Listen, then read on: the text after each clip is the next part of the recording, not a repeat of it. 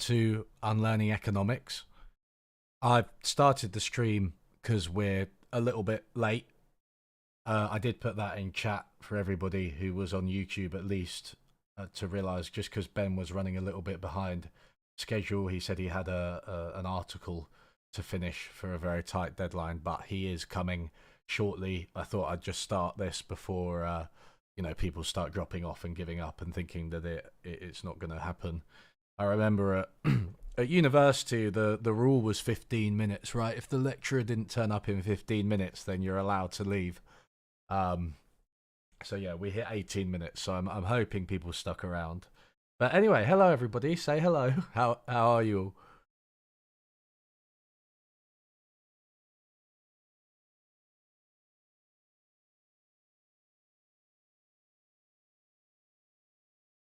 Oh, that's interesting, Mike. Um, yeah, I honestly never heard of him. I would like to speak to people about physics and econophysics and the contrast between physics and economics. I know Jason Smith quite well, or Twitter know. What's the word for Twitter knowing somebody? I suppose that's probably it, isn't it? Um, yeah, I know Jason Smith quite well. He writes a blog called uh, Information Transfer about his attempts to use the tools of physics to create better economics and better macroeconomics, especially. Um, yeah. So, hello Nova, hello T Rex. Dirt Feast. When I was at uni, if the lecturer didn't arrive, somebody went and got them from the pub. Where did you go to uni? Australia. Yeah, econophysics is a bit of a rabbit hole. There's some bad econophysics out there. There's no two ways about it. I mean, there's bad everything, right? But I think econophysics is like, it's one of those things. It's like evolutionary economics or complexity economics. Like, there's loads of promise and there's some great ideas there. And maybe it's even the future of economics, but at the same time, it sounds cool, and people are just like, yeah, evolutionary complexity, econophysics. People just use it superficially and then assume that that's somehow insightful or sophisticated. Oh, Leeds, yeah. Well, that makes a lot of sense. If you were at Leeds, um, there's not much to do in Leeds, is there? Except drink. I say that as a Mancunian, by the way. So that's why I've got a bit of a rivalry with Leeds. I know my accent doesn't sound Mancunian, but I am. I was born there, so that counts somehow. No, Leeds is actually a great city. I want to. It's got a really good pluralist slash heterodox economics department in their business school at the University of Leeds as well. It's somewhere I visited a few times. I'd like to visit more, but I've done like talks there and stuff, and there's quite a few academics that I like there, like Andrew Meerman, for instance, Gary Dimsky. Um, I'm definitely David Spencer, of course. Um, Tad Godowski. Yeah, quite a few different people at Leeds. It's like quite a cool department. I think if I were to get a job in an academic economics department, I think Leeds would probably be my first choice. Like, notwithstanding the fact that it's not London, and I'd rather stay in London. Right, where is Ben? He's definitely fitting the stereotype of a standard philosophy professor, um, with this kind of scatty lateness. But I'm really excited to speak to Ben because I've been following him for a long time.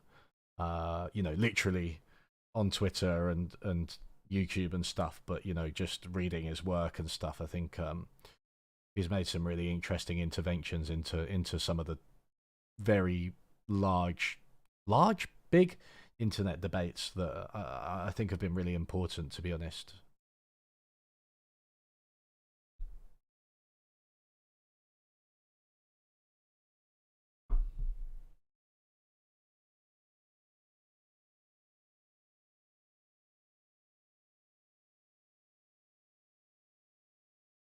Okay.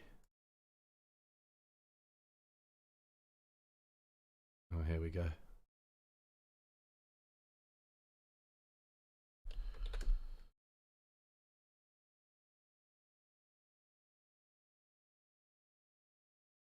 As usual, guys, I've been trying to get better and better with the audio balance.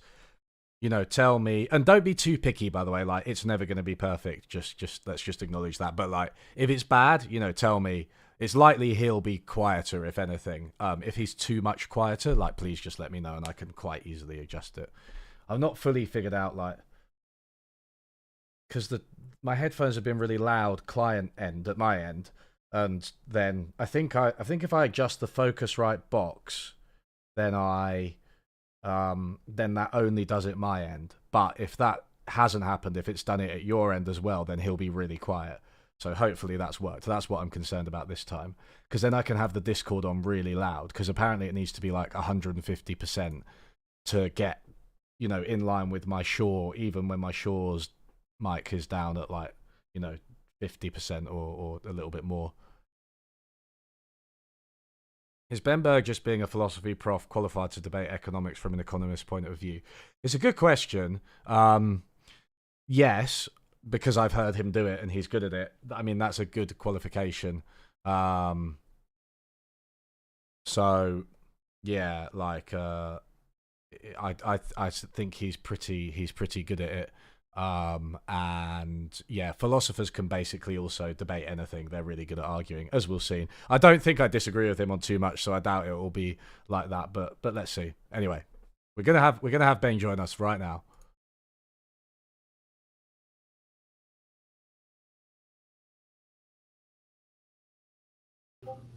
Hello.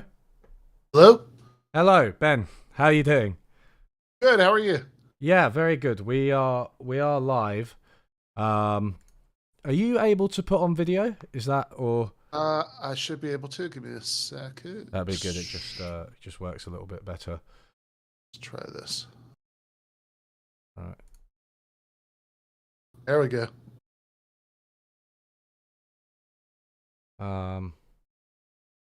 Okay, cool. Perfect. Right. Okay, you are now appearing on my stream, and yeah, we're all ready to go. So yeah, thank you so much for agreeing to chat to me. I'm really looking forward to speaking to you. Yeah, Sam. Yeah, so I've been I was just saying to everybody, I've been following you for quite a long time. On following you on Twitter and following you on YouTube, and seeing some of your interventions into these really big debates that we've had online across the past 5 years. And I think you've been quite an important voice, to be honest. And I think also, you've written 3 books in this over sort of 5 years or something like that, right? So it's kind of interesting, I think, because I read 2 of your books today. One of them I'd already read, Give Them an Argument, when it came out, but I reread it, and then I read the cancel culture book as well. So I guess it'd be interesting to kind of go over them and look at them a little bit in retrospective as well, because I think the debate's really shifted, hasn't it, since you began with your first book. So yeah. Anyway, I mean, should we start by going back to your first book, or your first big book?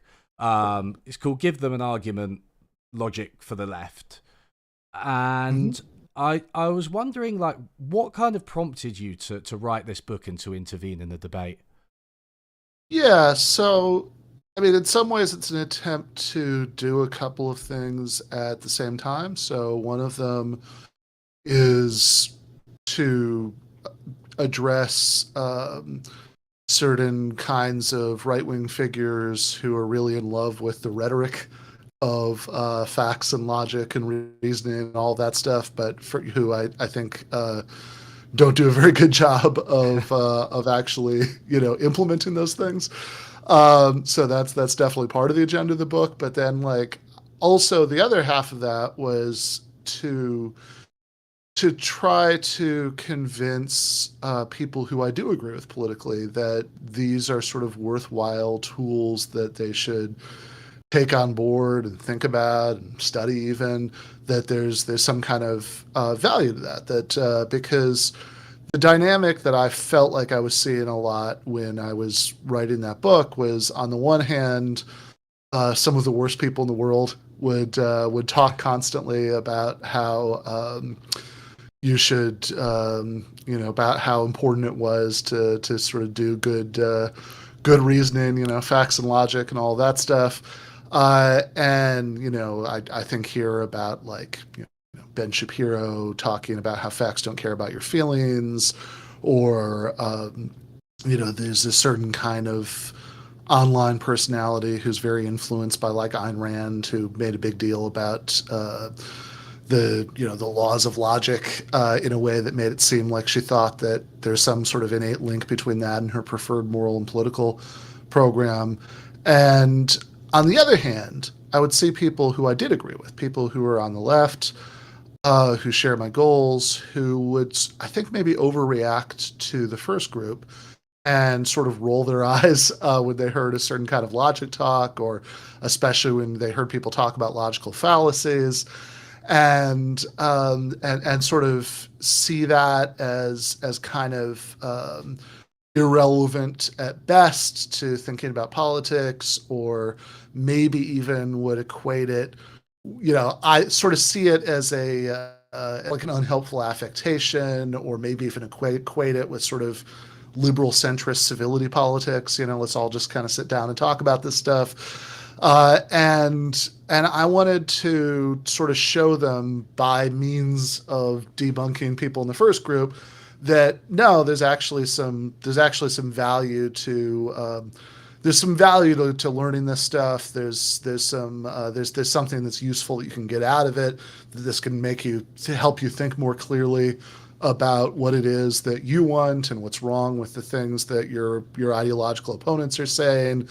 And it's not good, because I guess this is the last thing I'd say about this before throwing back, that, like, it seemed to me that when I looked at certain kinds of lefty spaces and media and online, that, stuff that I agreed with by and large, it seemed to me that the main tools that people had for pushing back against the right rhetorically were either sort of mockery or moral condemnation. And I'm not, against either of those things, right? I don't, there are plenty of things in the world that deserve to be morally condemned, and I don't know how you're supposed to get through your day without a little bit of mockery. But it did seem like, if those are the only tools in your, conceptual arsenal, then I think that's going to have some real limits. You're not going to persuade a lot of persuadable people. A lot of people are going to understandably come to the conclusion that you don't really have a good response to your interlocutor's arguments, or else you'd get around to saying what it was at some point. It's a bad look. And also, frankly, just to preview the second book a little bit, something I said in the first one is, if these are the only tools in your arsenal for pushing back against the right when disagreements arise on the left, as they tend to very, very, very regularly, these are the only tools you're going to have to sort of hash out these disagreements internally. And, that's a very bad look. Yeah, absolutely. I agree with you on pretty much every count. I think your cat was quite Yeah, he was agreeing with you as well. I'm not sure if he was agreeing or disagreeing, but yeah, it was getting involved. I had a lot to say. I don't know if I should get up to let him in or what. But. So yeah, I mean, so I think we'll talk about the left a lot. I think in this conversation. For now, let's stick to the right, because I think one of the things you do really effectively in the book, and which I've seen a lot of people do, like Matt Brunig, who you cite at one point, is you show that, a lot of these facts and logic type people, the type of people who, know the Wikipedia page for logical fallacies off by heart, they their arguments really aren't necessarily logical. Mm-hmm. Yeah, for sure. I mean, and I think one of the things that actually hit me while I was thinking about the book, and I was actually writing it, is that I do think that me and my kind share some part of the responsibility for that, by which I mean, like, people who've taught like introductory informal logic classes, because certainly when it comes to fallacies in particular,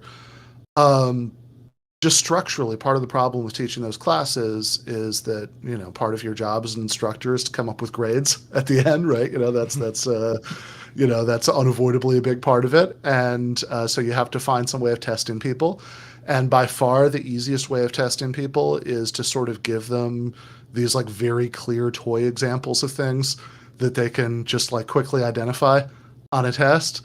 And I don't even know that there's no value to doing that, but the peril of doing that is that you end up making it like easy for people to identify very, very obvious examples, but you're not really teaching them probably the most important thing, which is some kind of sense of discernment about when these things are actually present and when they aren't. And especially, frankly, when you have a certain kind of person who does tend to be attracted to the right, I think, who is very interested in sort of performative point scoring.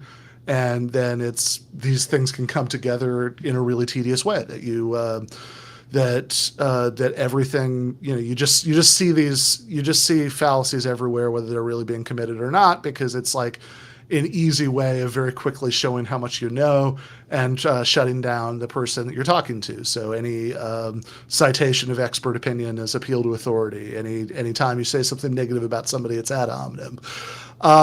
And that's not just inaccurate, although it is, and I do spend some time in the book trying to show why those are inaccurate, but it's also just really unhelpful in terms of what these tools are actually good for. Because if you're interested in not just like displaying how smart you are, but in actually trying to figure out what's true, then just kind of quickly dismissing an argument because it maybe sounds like it could commit some sort of bad reasoning without you really thinking about, okay, does it really? Or is there a different way I could interpret this? Is there a core of this that might be reasonable anyway? Is going to be like really, really unhelpful to like actually trying to figure out what's true. Yeah, another one that I see quite a lot is bad analogy. I think people are kind of overuse that. They kind of use it reflexively, just basically when anybody uses an analogy that they decide they don't like. It's a bad analogy, right? And I think one of the things you communicate really well is that, an analogy is an opportunity to explore, how two things are the same and how they're different. And, it admits careful consideration, right? Which is not what you're going to get. Admittedly, having just said that bad analogy is thrown around too much, Ben Shapiro is quite guilty of doing these, or at least doing them very quickly, and then not allowing people the opportunity to explore them. Yeah, so like an example that I give in the book is from this is from a New York Times article that will live in infamy. It's maybe not as much as like their articles about weapons of mass destruction in Iraq in 2002 and 2003, but somewhere in a lower but still pretty bad category. There's a profile they did several years ago of Ben Shapiro that was actually called "The Cool Kids Philosopher." So, just I don't know, whatever New York Times editor. I'm sorry, let's stick 99% to arguments, but I actually would say Ben Shapiro would probably not consider himself cool. It's a very, very odd title, that. Yeah, right. I actually think, give him credit where credit's due, he probably wouldn't claim that for himself, but yeah, it's a very odd title. And in the argument, in the article itself, they sort of uncritically quote all these people saying things like, one of them describes him as the destroyer of bad arguments. But there's only really one example in the article of him supposedly destroying a bad argument, which is a exchange with a college student, which is a form that a lot of Shapiro's interventions take. That he, the sort of patented Shapiro formula is that he'll go to college campuses, give talks. If there's some sort of protest or heckling, that's like Christmas in Shapiro world, right? Because they can dine out on that for a long time. But if there's not, they could still have like young, liberal or leftists who show up in the Q&A and sort of take their shot at challenging him, and often not very well, because we tend to be talking about like nervous 20-year-olds who've often never actually challenged somebody in a public forum like this before. And then he shoots them down very quickly, and then his team can harvest that as a YouTube clip, Ben Shapiro destroys college SJW, whatever. And it was exactly this kind of thing. And there's this girl in the audience who asks him, who like challenges his position on trans people, which is a very straightforward kind of biological essentialist, men are men and women are women, and that's that sort of view. And he owns her by saying, well, how old are you? And she says, whatever, I'm 22. I don't remember how old she is.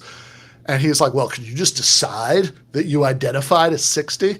And then she doesn't quite know how to respond to it in the moment. And it's like, Shapiro wins again.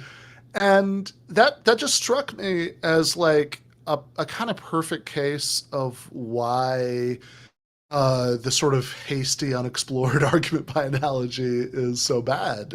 Because if you were actually trying to figure this out, and I think thinking about all of the different things that maybe we mean by gender, for example, it's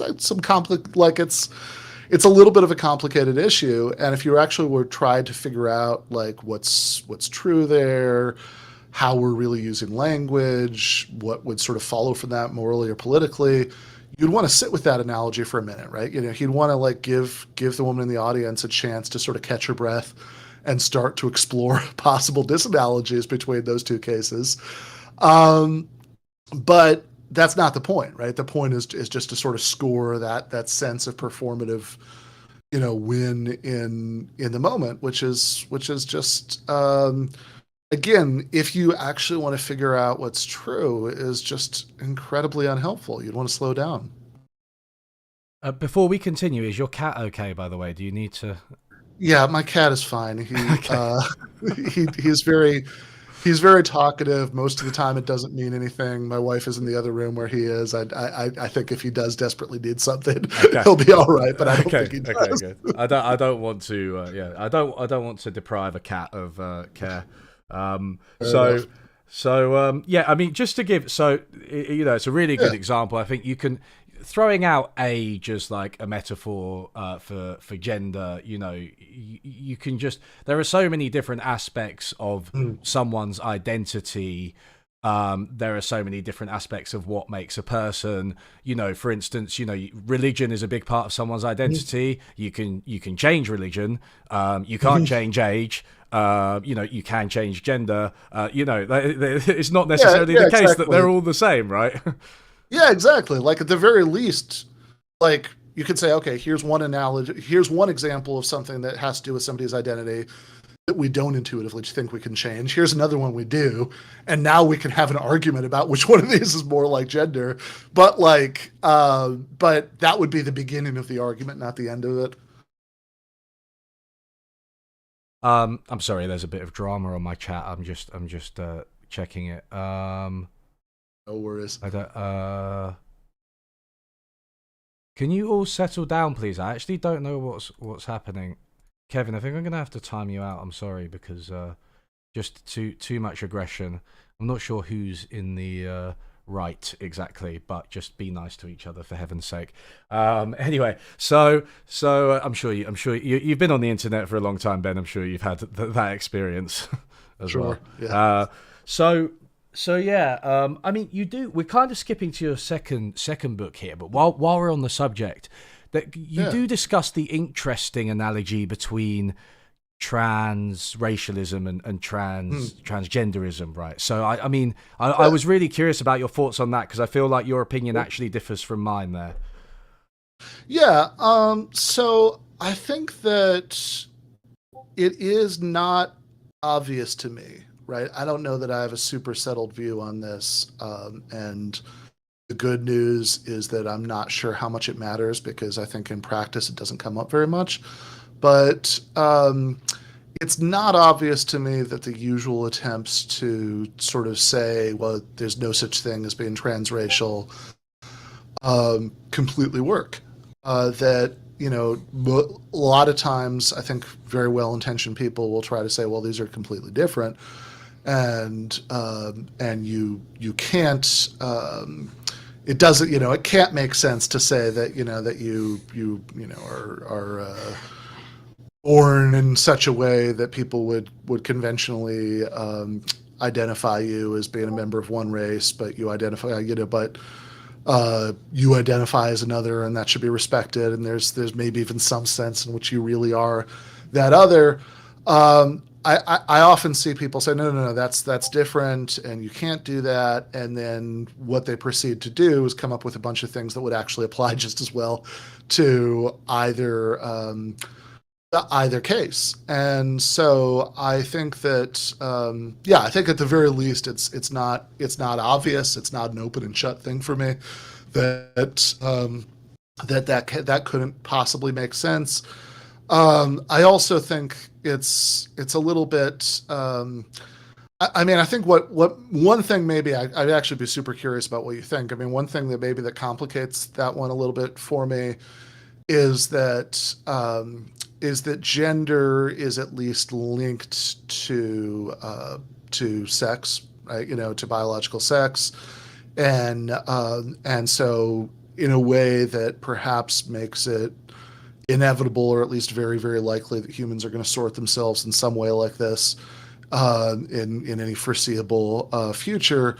Whereas race is a much more recent idea, and it's not as and in fact one of the things that strikes me as a little odd about some of these attempts to say, well, okay, you can be transgender, but being transracial doesn't make any sense, is that it would seem very odd for being a member or not a member of one race to be more linked to biological characteristics than being a member or not a member of a gender, given that I mean, all this, whatever, but I mean, like, given that just in the relatively recent past, what counts, or what's held to count as being one race or another race, has like shifted all over the place in sort of crazy and fluid ways, like much more than sort of conventional ideas about gender have. Yeah, that's a tricky argument, isn't it? Because I guess, I mean, you're kind of at risk if you're linking gender to sex, which I think there is some link in I mean, you're Right. talking about overlapping probability distributions. I think that's the best way to think about it, right? Mhm. There is some link, but then you get into the issue of, does that mean that there's some objective indicator where if we have that, then we say, we can read somebody's brain or something, and then we know that they have like a male brain, for instance, to be, to simplify things. And then do we say, well, you're not trans? But if they're saying I am trans, that's the difficulty with these biological links, isn't it? It does Yeah, seem I would to, just yeah. I'll just jump in on that for a second and just say, like, I mean, I think, like, going back to Shapiro and his ilk, one way, certainly one way of using terms like gender, man, woman, etc., is just to use it to refer to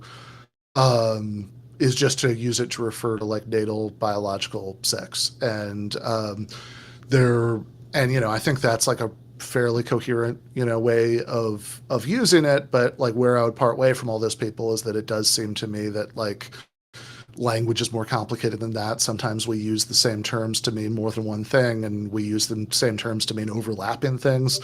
And maybe they usually overlap, but sometimes they don't, and then we have to decide, how we want to use language. And I think there's like a moral question, right? I mean, is it, I mean, the analogy I use in the first book, which is partially borrowed from the trans philosopher Sophie Grace Chappelle, is no relation to the more famous Chappelle, spelled differently,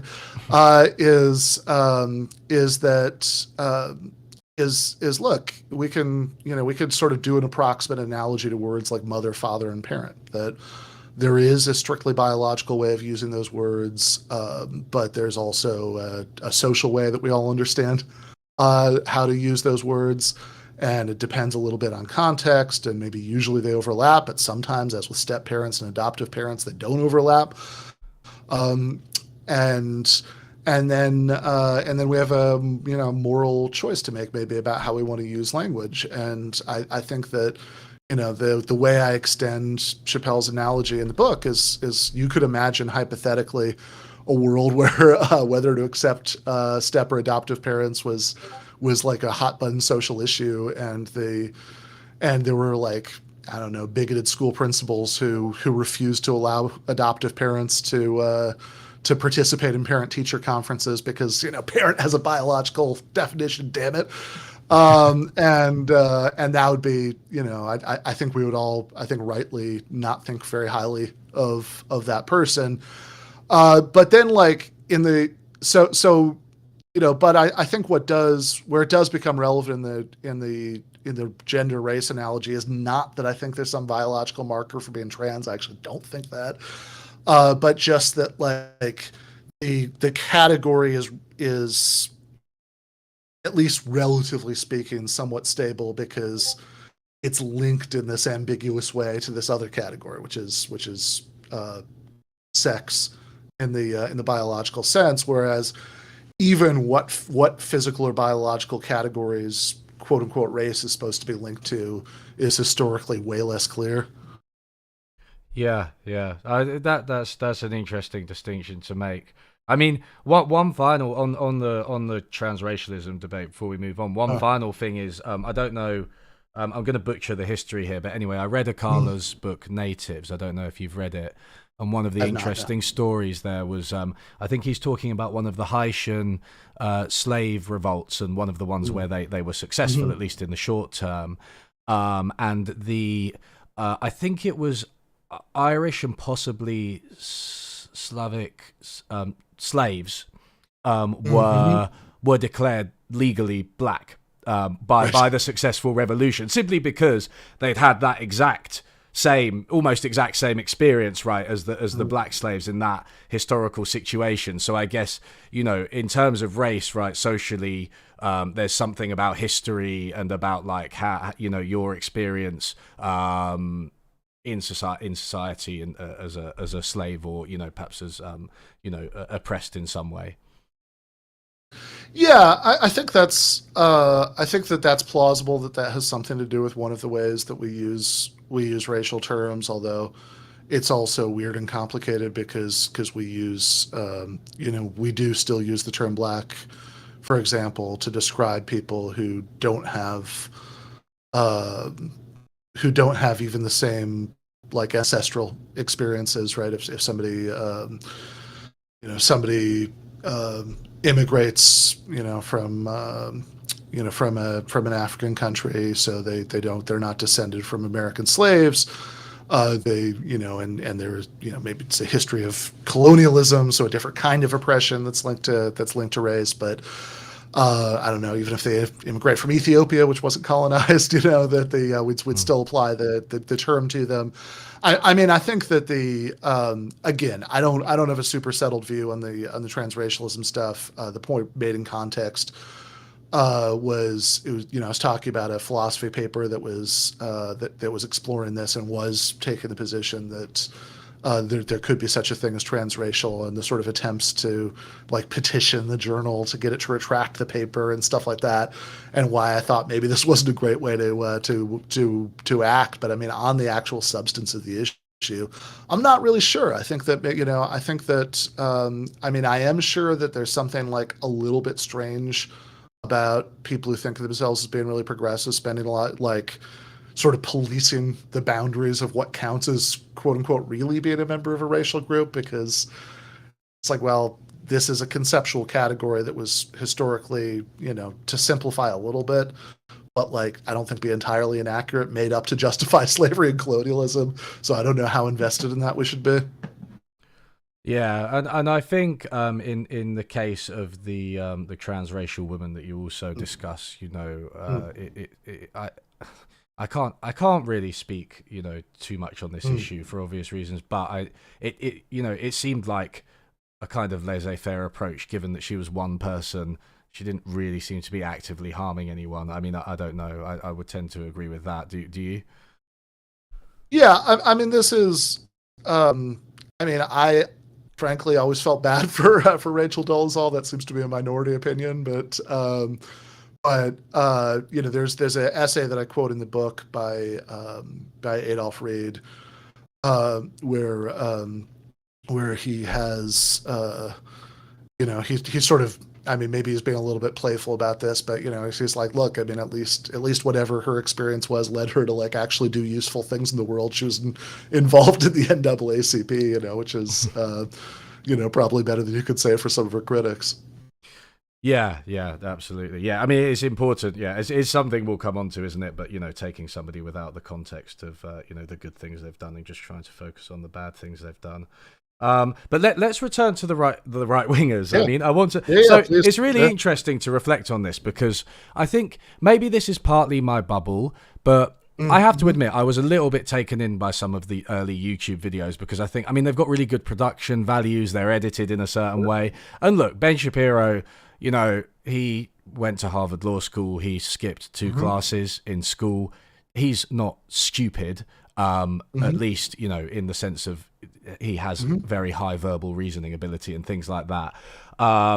So I was kind of initially taken in. But these days, when I watch one of those videos, it seems like a self-evident joke. Like, I just feel like they're really bad. I feel like everything he says is quite bad. And most of the debates where it seems that he owns the students, and you can put Jordan Peterson in this category as well, I'm just thinking you are committing some fairly obvious logical fallacies. And I'm not a philosopher. I'm not that great at spotting that type of thing. But I mean, do you think that the debate has shifted and perceptions of these people have shifted? I think it depends on whose perceptions we're talking about. I mean, as much as I'd like to say yes, and maybe it has in some levels, I'd also always caution people to that. I think we're all maybe a little bit vulnerable to sort of having a sense of like common sense about, you know, who's been discredited or whatever, that's based on the people we interact with the most. And if you look at, like, there's a Twitter account that does nothing. There's one for Australia, but I think there's also one that's just a general one, that just does nothing but, like, it gives like top 10 lists of like which posts on Facebook got like the most like engagement and shares the day before.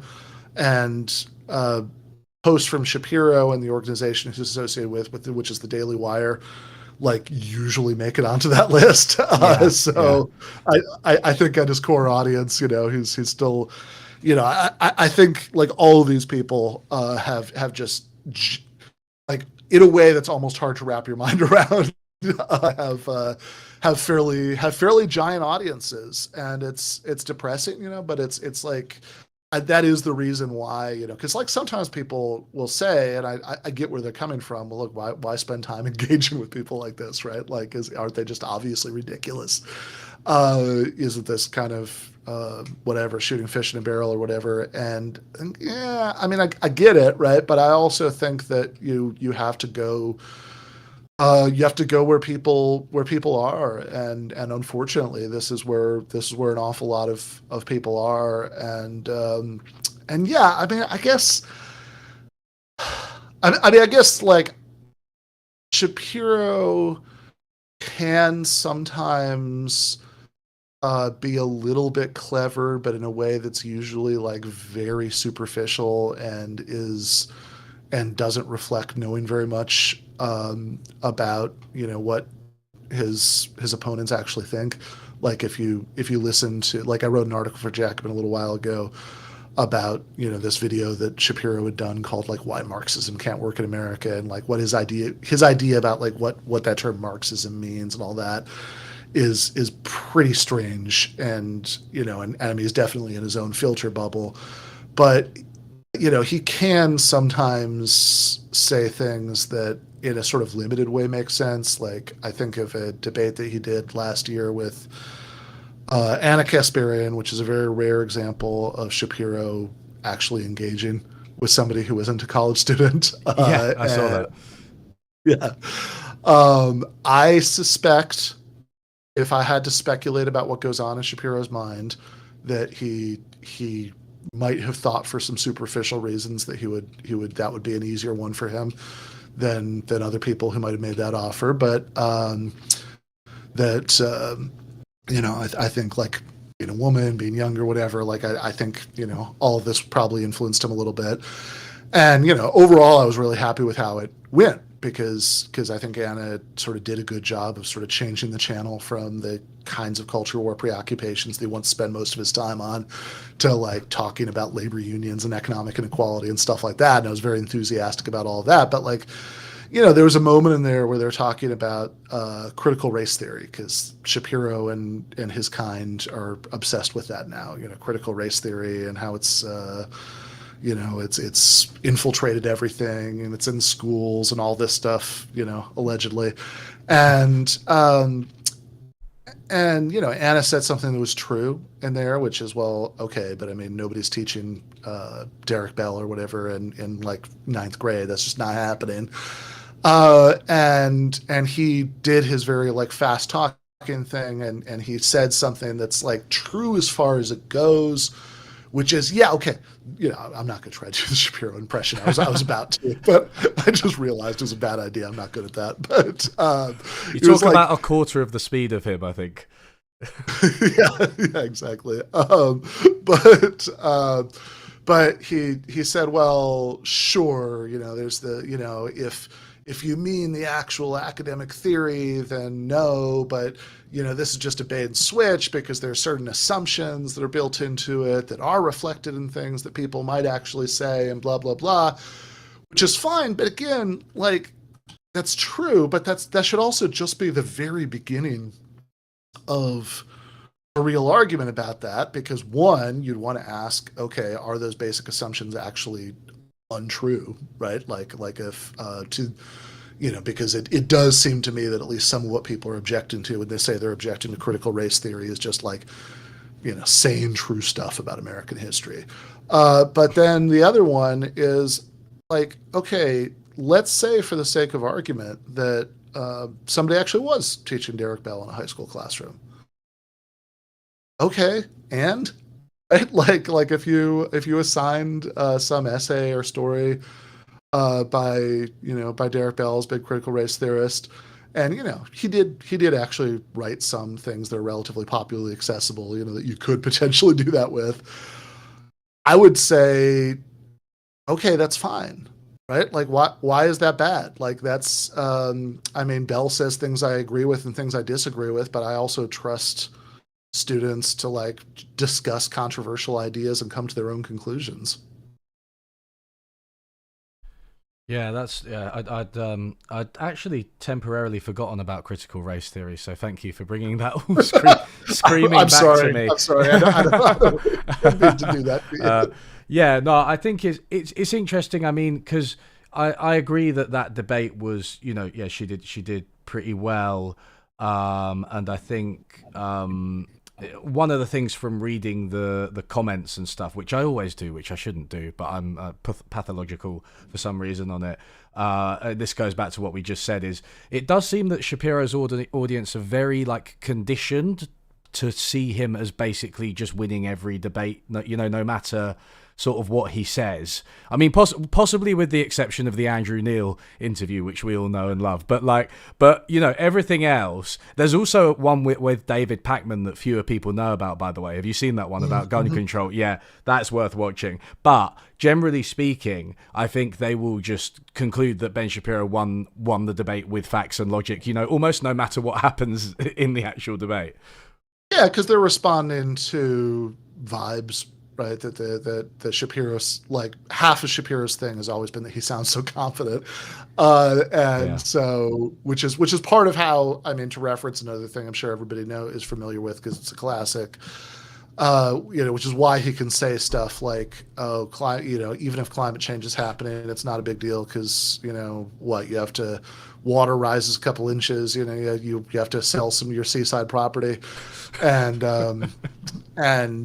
like a room full of adults can hear him say that, and nobody like laughs at it because he says it quickly and he sounds really confident about it. So it like takes a few minutes to be like, "Wait, what? What did he just say?" Yeah, it's amazing what media training can do to the human mind. I think like the We aren't that good at discerning competence from confidence, I don't think at all. And his career definitely plays on that. Yeah, and I should say that there is a bigger issue lurking here, which is that rhetoric, is really important too, right? I mean, the focus of the book obviously is on logic, on thinking about the substance of the arguments, but also whatever. I mean, humans are a narrative species. We're primed to respond to all kinds of things besides just the substance of what you're saying. And I think that, obviously, if you're in the persuasion business, you should try to attend to all that stuff too. And I mean, that's just inevitable. I mean, you can sit around bemoaning it, but I mean, that will have some effect. I'm just, I was just kind of trying to target my intervention into the thing that I think that I'm the best positioned to help with, which is the part about getting the arguments right. Mm. I mean, I think a really good example of both rhetoric and arguments, which springs to mind as we're talking, is did you watch Philosophy Tube's Abortion and Ben Shapiro video? Yes, I did. Yeah, I did. and I like I that. presume you were probably familiar, before with the paper that it's based on, the violinist. But I can't, who's it by? Yeah. Sorry. Yeah, that's by Judith Jarvis Thompson, who, Yeah. fun fact, even people who aren't familiar with her, if people are familiar with her, it's probably because of that paper, the sick violinist thing. It's called A Defense of Abortion. But even people who aren't familiar with her probably know some of her work because she's also the person who coined the phrase "the trolley problem." Oh, wow. Okay, I didn't know that. That's cool.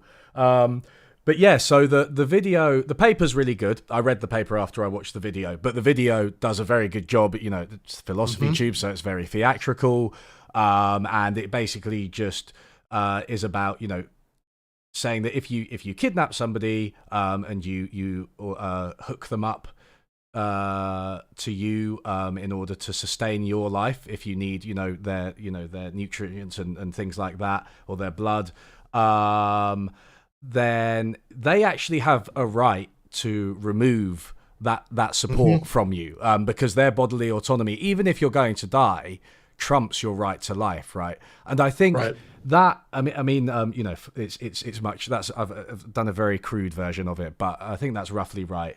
And it's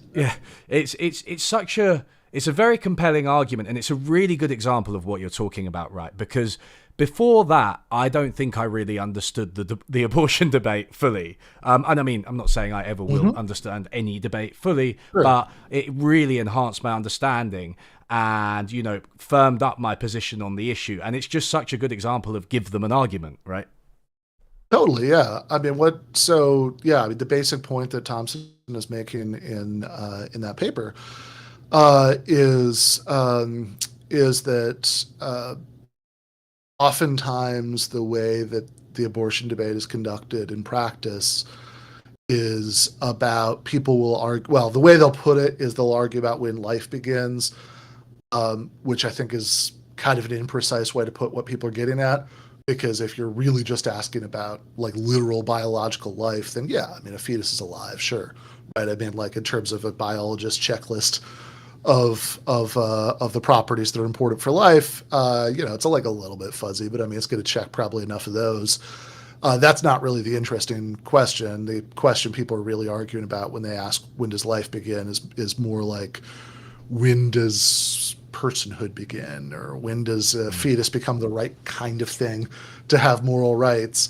And that's a really hard question because one, there are hard empirical issues there because it's we're still learning new stuff and whatever, but also and more importantly, there's a whole tangle of like conceptual issues there, right? Okay, what do we mean by person? Like, what kinds of things have to be true of somebody for them to be the right kind of entity to have moral rights? And that is a really complicated argument. But the point that Thompson makes in that paper, which I think is fairly brilliant, is okay, let's just assume for the sake of argument that a fetus is a person, whatever we mean by that, from the moment of conception onward, that they're the right kind of entity to have moral rights, like the right to life. And she says, look, I don't actually think that. I think a 3-day-old zygote or whatever she's quoting somebody, I think, with this part, but she says, like, no more a person than an acorn is an oak tree. But sure, at some point over the course of pregnancy, maybe they become one. It's really hard to tell exactly where you draw that line. But let's just assume that for the moment of conception onwards, they're a person. That only gets the anti-abortionists halfway to where they want to go. Because now we have a conflict between two rights, the fetus's right to life and the mother's right to bodily autonomy. And we need to decide which one wins. And usually people don't even really get to that part of the argument. Yeah, that's really really well put, and I think it's like it really hammers home the point about bodily autonomy and how that can kind of be contrasted with the right to life, and those two values can be weighed up against each other. And I think one of the things is, so we can kind of get onto how the left use logic, right? I think with the way logic is used, can be used, that you outlined at the beginning, it can seem like there's something cold and heartless about it, right? Mm-hmm. And I think you and I probably both share that the bottom line is, for me, if somebody says that they're trans, like, I think they should be supported. Mm-hmm. I think they should be recognized by society. I think they should have access to healthcare. There should be anti-discrimination laws that apply to them, and so on. But at the same time, exploring the logical arguments behind all of this, and this goes for abortion, right? Mm-hmm. It can really enhance your understanding, and it can also actually enhance your passion and how much you value these things as well, right? Logic doesn't have to be purely cold-hearted. It can be, like David Hume says, right, in service of the passions. Yeah, exactly. One of the main themes of the book is precisely to kind of try to push back against this idea that I think oftentimes both the facts don't care about your feelings crowd and also people who are maybe overreacting to that crowd share in common, which is this idea that, like, logic and emotion are somehow in conflict with each other. Which I don't know, maybe blame Star Trek, all the jokes about emotion and logic with Spock for that partially, but regardless, it was to try to push back against that and say, no, there is no conflict between those two things, at least not the way people think there is, because anytime you have normative conclusions, you're talking about what should happen, then ultimately you're talking about goals that you care about. I mean, that's where the emotion comes in, that you're committed to those goals, that you want to, you don't think trans people should be mistreated in the first example, so you think that there should be anti-discrimination laws and so on, right? And that's the, or you or you think you're bothered by economic inequality or whatever, right? And because if you don't have that sort of driving passion for some sort of underlying goals, then you're never going to get to the should conclusion, because the facts alone can't tell you, don't entail anything about that one way or the other. I mean, this is why you mentioned Hume. This is why the cover image on that book, drawn by my friend Ryan Lake, is Ben Shapiro starting to say facts don't care about your feelings while David Hume hushes him, and because it's a good cover. Yeah, it is. I was very happy about that, but but that's the point, right? That, like, you can, like, once you've got some goals in place, then factual premises can be very important in helping you figure out how to implement those goals, or they can tell you when you maybe have two goals that are in conflict. Like, you can sort of tracing the logic back and help you decide maybe which one you think wins, like in the Judith Jarvis Thompson case.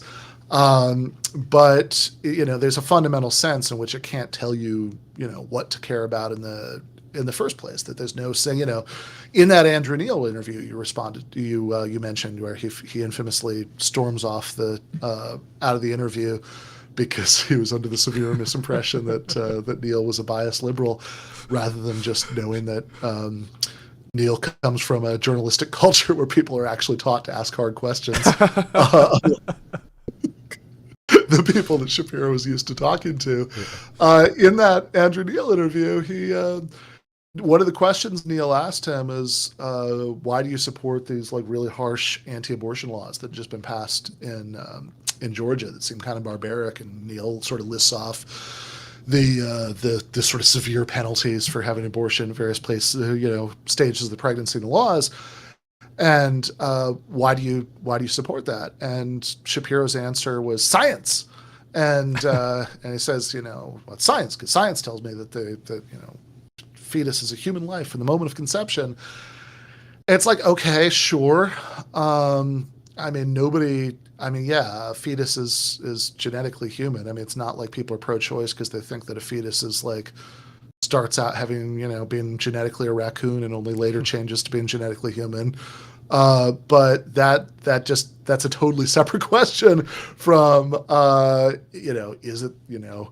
is this is this thing the right kind of entity to have any moral rights at all? If we're talking about a literally mindless cluster of human cells in the very early stages of pregnancy, even if it is, does that right outweigh the mother's right to life? And science can't answer those questions. Doesn't pretend to. Those are moral questions. Yeah, there was another example, I think, which I had in mind earlier when I mentioned I find Shapiro unconvincing now. But I think a young female student stands up and says about how scientists now view sex and gender and the complications, and then Shapiro sort of goes, well, that's false science, and it's like, right, okay, so the way he uses science, I mean, yeah, there's two problems here, right? One is that there's the unstated ought, and then the other is that it basically just means whatever he wants it to mean. Yeah, right, exactly. And yeah, I think that's exactly right, and it's a little bit silly. I mean, it's the equivalent for that domain of to introduce a subject I'm sure you've never thought about before this conversation, the way that like a certain kind of libertarian or conservative will respond to any political conclusion they don't like by telling people they just don't understand economics. Oh, you anticipated me. So I'll tell you what, I'll use that as an opportunity to riff a little bit, because I was going to draw an analogy between, what you've done with your book and, you could perhaps call my channel Economics for the Left. And I think I see a lot of echoes, and especially when I was rereading your book, I was thinking, on the one hand, you've got the right using terms like logic or economics as a kind of rhetorical weapon without actually really knowing anything about these and without really using them properly. And, basically completely misusing them and abusing them, to be honest.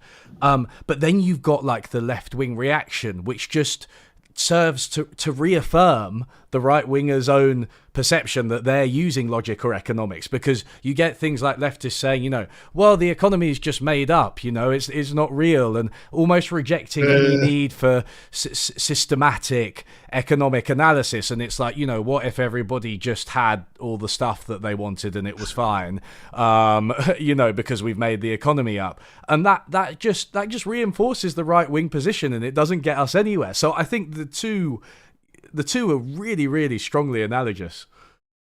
Yeah, or to do I mean, I guess I will say, to take it to maybe just an incrementally spicier place, I also think that there are some leftists who've decided to sort of ape the right-wing strategy here and say that, and sort of adopt this kind of very sloganeering version of pop MMT and say, if you don't agree with that, then you don't understand economics, and and you have to agree with all their conclusions. But yeah, no, I think that's exactly right. I think that that oftentimes right wingers will use, well, one, I mean, I think it really is true. Oftentimes, like, not actually uncontroversial or bulletproof economic assumptions, and sort of use them in these like very hasty, dubious arguments that doing anything the left wants to do will lead to disaster, and you can't do it. And then oftentimes people on the left will overreact to that in ways that are incredibly unhelpful for the reason you just said. That they'll I don't know. I mean, pick an example I think about a lot these days.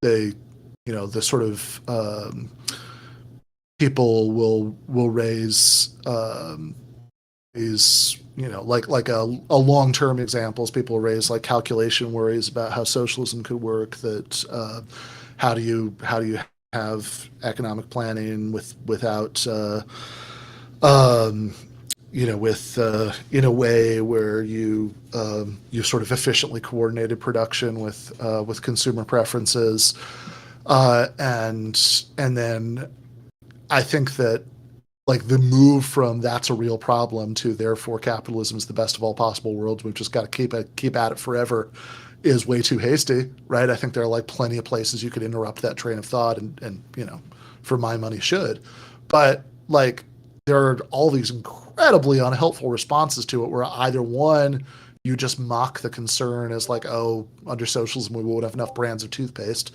which is, I think really understates what the worry is. And I mean, if you go back and look at like Seth Ackerman has a good article in Jacobin several years ago called "The Red and the Black," where he Yes, that's a great quotes, article. yeah, and in the article he quotes all of these like sort of letters of complaint and stuff that were written by citizens of different Eastern European countries during the Cold War, where they really perceived the sort of shoddiness and blandness and unreliability of and monotony and scarcity of the products that are available to them as a real problem in their lives, as sort of evidence of the regime's neglect of them, and makes the fairly obvious point that this is like a big part of the reason that these places collapsed, right? That people didn't want to like fight to preserve that system, and that I think we take that problem unseriously at our own peril, and people will also like. I want to be careful about how I put this one, because I think the book that is often influencing people, I don't think is a bad book. I actually think it's a good book, but but I think people sort of receive it in a really superficial way. There's a book called Lee Phillips and Mikhail Rozworski. It's called People's Republic of Walmart, which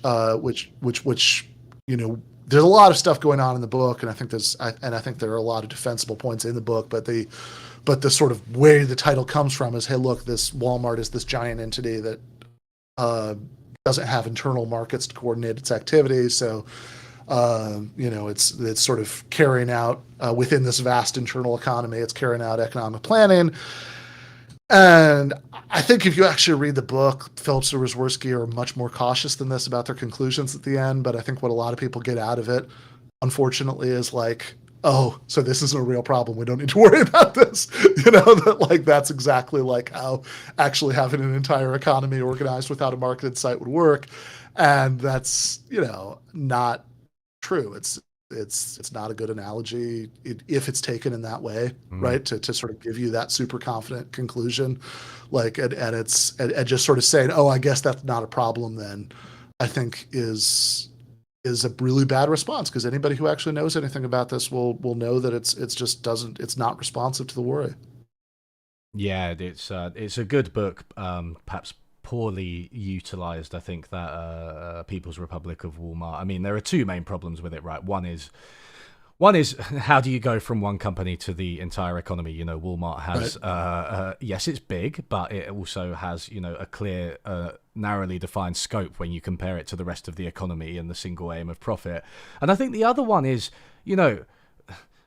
why do you want the country to be run like Walmart, right? Like, I don't, what I mean? I don't think that's a kind of good, it's not really a good normative profile, right, for us to pursue. And again, the authors of the book are very nuanced, like you said, but then sometimes it's a really strange kind of tension, I think, because like on the one hand I'd be like, well, Walmart is obviously a very ruthless capitalist company, and a lot of the workers may not be treated that well and so on, but look, central planning works because Walmart, right? I just find it a bit of a silly argument, to be honest, the way some people use it. Yeah. I mean, it works in a certain sense that maximizes profits, but if you're going to go from that to it's going to work in achieving all of the goals that you presumably want a future socialist economy to achieve. Then obviously there's a lot of extra work to do, and also it's also, of course, what Walmart actually does, right? What it produces, or stocks in its shelf, at least, is ultimately guided, by price signals, and so it's not, at the very least. And again, I don't want to present this as bashing the book, because all of these points are discussed in the book, and there is a lot of nuance and reservation and caution in it. But like, the reason I bring it up is just because I think that the sort of way that it's used sometimes is like, oh, thank God, we don't need to worry about that. And I think, no, you actually do need to worry about that. Like, you should probably worry a lot about that. That doesn't mean that you have to conclude that we have to that your conclusion has to be that it's capitalism or nothing, right? That like this is the only or the best of all possible worlds. I think that I think that you can, I think there are lots of different options for how to organize an economy, and some of them are promising, and you can and you can have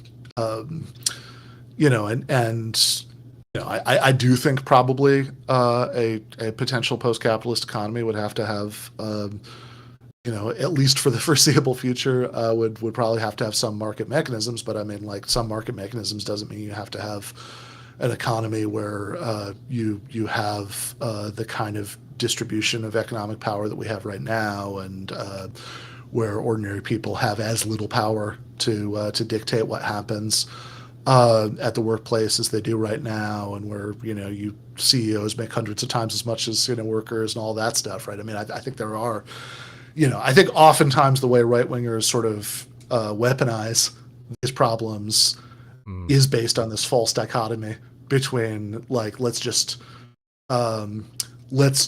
try to completely eliminate all markets and hope for the best, and maybe do the Soviet Union again, or the Soviet Union but with democracy, or else we just have to have capitalism, and I think that's way too quick. Yeah, I mean, it's similar to the logic debate again, to bring it back round, right? It's very shallow on both sides. So you've got right wingers saying, if you only understood basic economics, just read Thomas Sowell, all 700 pages of it, and you'll understand, and that markets work, and only capitalism is capitalism is the best economic system. And then you end up with some leftists coming back like, oh, People's Republic of Walmart kind of proves that actually central planning is good, and then there's just no room to explore. Like, think about what purpose your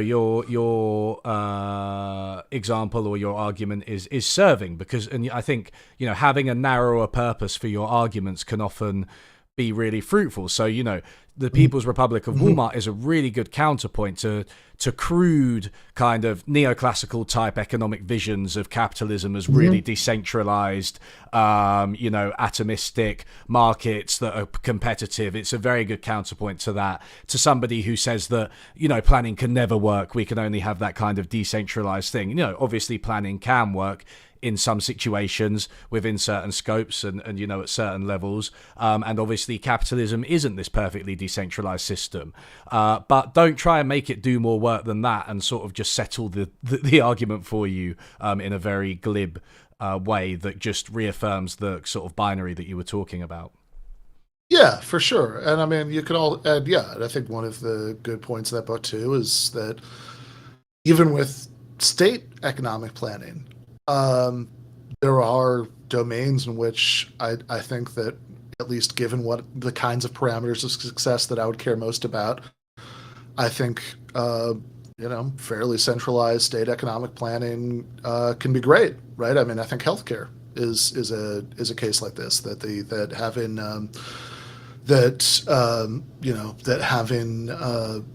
having the state have take over health insurance is a good thing, and the empirical track record of it is good, and that's great. I mean, I do think there are relevant differences between health insurance and just and like a lot of consumer goods. That I think a relationship between those is really different in ways that that do make it more complicated than that, and and do lead me to think that we in thinking about this sort of bundle of economic institutions that we could have if if we just got our way, if we just magically won the political war tomorrow and we could structure things however we wanted to, wouldn't just be, oh, we can just do the entire economy like that necessarily, but yeah, I mean, I think that you can have, but certainly it's a good counter to the portrayal of capitalism you're talking about. It's also a good counter to the sort of overextension of calculation kind of arguments to say, oh, planning will, or even state planning will like always be bad in every domain, because happily we know that's not true. One of the better mainstream economics papers out there is Arrow. I think it's 1963 on healthcare. I don't know if you've read that one, but it's he basically invented the field of health economics with it, as far as I remember, and he just outlines exactly what you said. The ways in which healthcare is different to traditional consumer goods, and why the standard bare bones neoclassical theory doesn't apply to it. For instance, the fact that after if you get healthcare, if you get treated, I'm not sure that's quite the right way to put it, but you know what I mean. You don't actually know the quality of it even after you've got it. So it's not even the case that you have to wait and try it. It's like afterwards, a good surgeon can do an effective operation on somebody who then dies. That can happen, and that's one of the many features of healthcare, which just makes it so different to consumer goods. So yeah, it's a really interesting paper, that one, and a good example of again how exploring these niceties, these arguments, these logical arguments can enhance your understanding. Yeah, I'd also say like it's the kind of example like not healthcare specifically, although that's a good illustration, but like thinking about some of the economic stuff is also, I think, a good illustration of why it makes some sense to emphasize like getting the arguments right, getting the like inferences right, because and making people better at that, because of course not everybody can be an economist, right? I mean, realistically, there's like specialized knowledge there that's just going to be really unevenly distributed, and which is not to say that popularizing economics is a bad idea or that we don't need more of it. It's not, and we do. I'm glad you said that. Yeah, I didn't want to get kicked off the call, after I said what I just said, but I think that oftentimes people are going to be understandably unsure what to think when they hear certain kinds of economic premises being introduced, because they just might not have looked into it that much, and we don't all have time to look into everything to the extent that we might like to.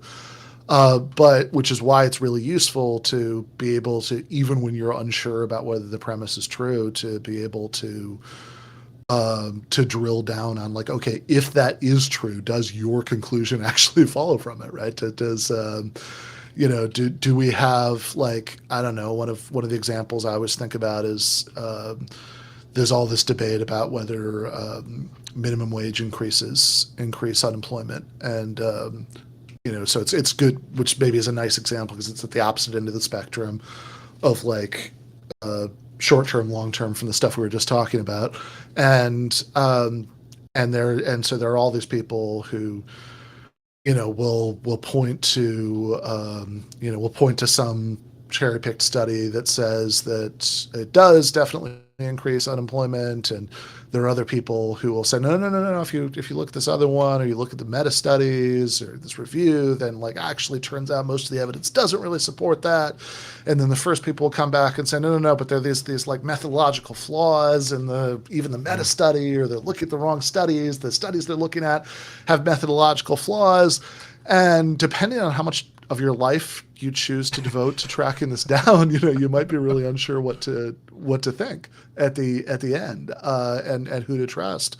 Which is why I think it's also useful to be able to take a step back and be like, okay, let's assume for the sake of argument that, I don't know, raising the national minimum wage to $15 or whatever will lead to, and you pick some estimate that, falls within like what people often say, a certain amount of job loss.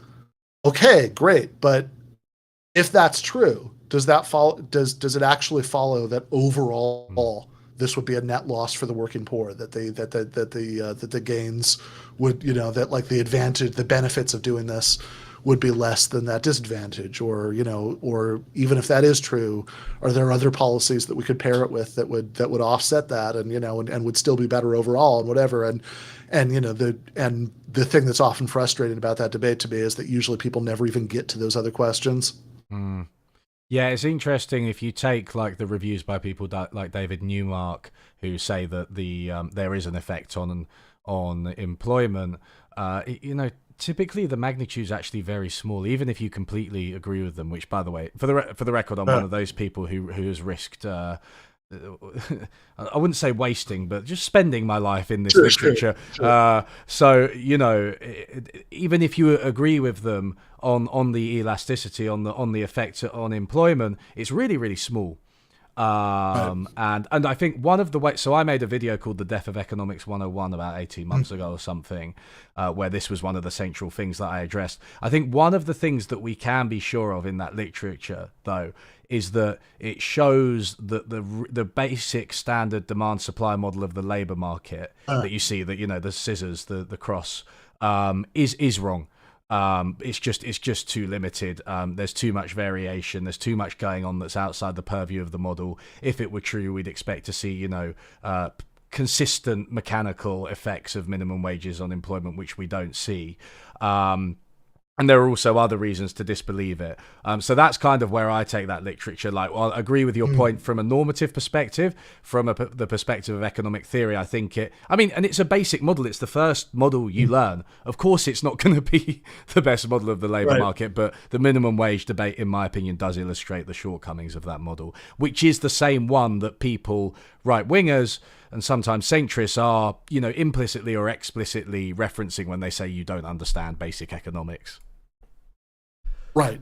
Yeah, absolutely. And yeah, I think that, and I mean, like it also maybe just takes us full circle to the beginning of the conversation, because if you, I mean, if you're, I mean, just put crudely, right, if your response to that, like, oh, if you understood basic economics, you would agree with me argument is basically, some version of, some version of oh, you're just a bad faith actor and this and that and the other thing, which all of which might be true, right? But like it's still not a very persuasive response, and people can and should do better.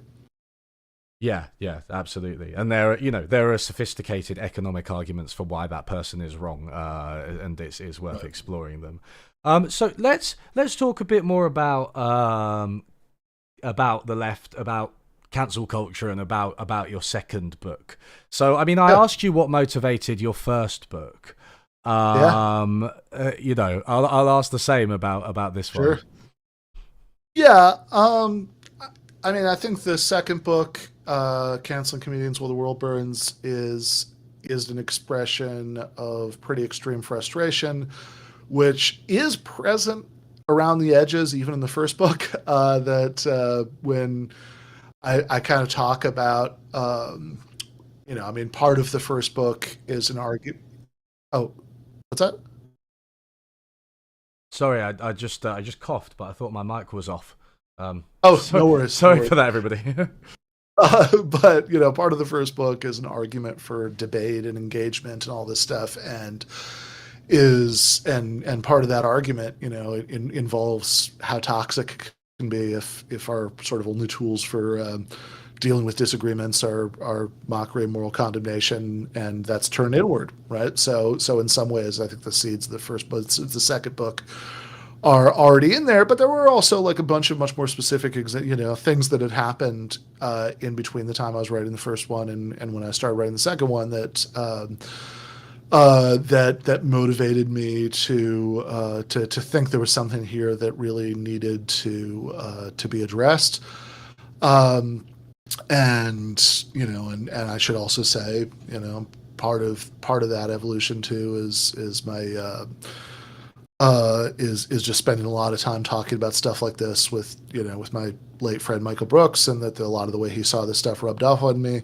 But I think in particular, there's a lot that I would see, and the title of the book is an expression of the frustration that drove the book. I mean, it's kind of an attempt to sort of get people's attention and sort of like grab their collar and be like, no, come on, this is important, listen to this. But of course, the flip side of that is that if you have a provocatively titled book, a lot of many more people will know the title of the book than will know what you say in the book, and that can obviously have its own pitfalls.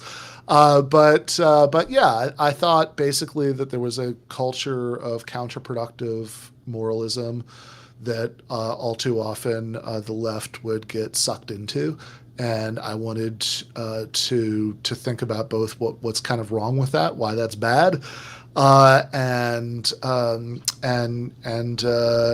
why it happens.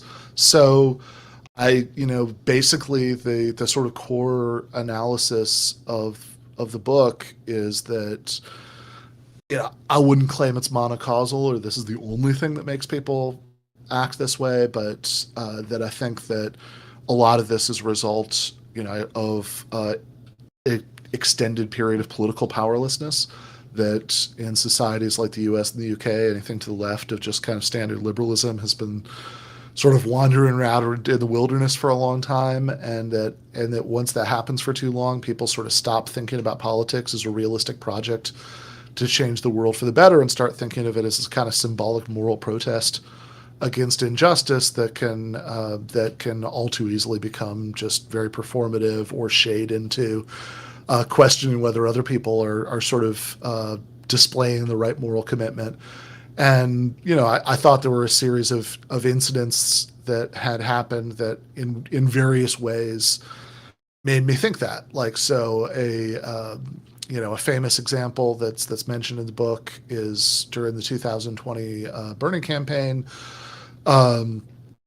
Joe Rogan, who has since drifted quite a bit in a different political direction if you look at some of his more recent pronouncements, but at the time liked what Bernie was saying and sort of endorsed him in a very Joe Roganish way, like, oh man, who do you think you're going to vote for? Oh, yeah, I think probably Bernie, right?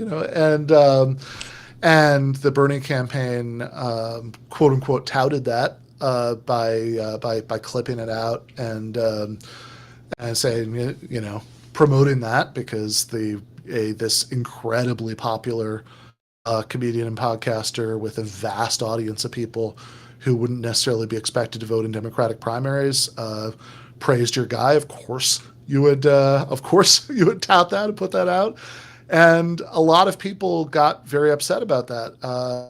I didn't even say this in the book because I think this information didn't come out until later, but like AOC apparently was very upset about that. And in this way that sort of really bespoke this problem to me, that like, what is your intention? Is your intention to change the world for the better, in which case you should want the sort of broadest coalition of people who might be imperfect and might disagree with you on some things, was at the same time as they agree with you on the others, to support you? Is that your goal, right? That you want to sort of spread support for what you're doing far and wide? Or is your goal to have this sort of exclusive club of the people who are right about everything? And I obviously there's not a I don't want to paint with too broad a brush here because I don't think that would be accurate. But I worried that too many people who had good intentions were slipping into doing the second thing, and that's why I wrote the book. Yeah, it's really, really common. I mean, there's a lot going on, isn't there? I think there's the marginalization, right, that's been happening for a long time of the left and the lack of power that you talk about. I do think, and this is something that you start to talk about, I think, towards the end of the book, that it sort of just feels good, and it's very good to get caught up in it. Mm-hmm. And I think this partly has something to do with just the design of social media, and it's especially Twitter as a platform, And one of my things that I don't get about leftists who completely deny there's a cancel culture is that, like, Mhm. Twitter is a capitalist company, right?